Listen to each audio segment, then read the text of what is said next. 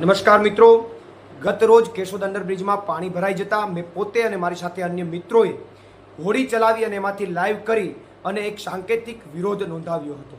ત્યારે ગત મોડી રાત્રે કેશોદ પોલીસ સ્ટેશનમાં મારી વિરુદ્ધ અને મારી સાથે અન્ય 7-8 લોકોની વિરુદ્ધમાં ફરિયાદ નોંધાઈ છે. આ સમગ્ર ભારતમાં પહેલો એવો કિસ્સો હશે કે પાણીમાં હોડી હાંકવા ઉપર ફરિયાદ નોંધાણી હોય.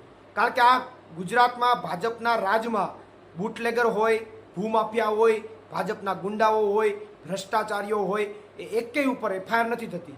પણ અમારા જેવા યુવાનો જનતા માટે લડવા નીકળે તો એના ઉપર હોડી હાંકવામાં ફરિયાદ થઈ જાય. અને આ ફરિયાદ પણ ભાજપવાળાઓએ કરાવડાવી છે. કારણ કે ગત રોજ જ્યારે પોલીસ સ્ટેશન અમારી અટક કરવામાં આવી ત્યારે અમને ડિટેન કરીને જ છોડી દીધા હતા.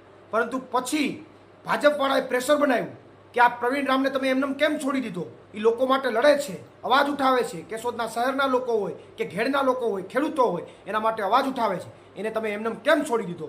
એટલે ગત રાત્રે પોલીસ ઉપર દબાણ કરી અને અમારી ઉપર ફરિયાદ ભાજપવાળાએ કરાવી છે. ત્યારે ભાજપના તમામ નેતાઓને કહેવા માગું છું કે તમારે જેટલી ફરિયાદો કરવી હોય એટલી કરી લો. અમે ડરવાના નથી, અમે ઝૂકવાના નથી. અમે તમારા ભ્રષ્ટાચારો અને તમારી અણઆવડત અને તમારી જે નિષ્ફળતા છે, તમારી બેજવાબદારી જે છે, એને ખુલ્લી પાડીને રહેશું. પ્રવીણ રામ, પ્રદેશ ફ્રન્ટલ અધ્યક્ષ, આમ આદમી પાર્ટી.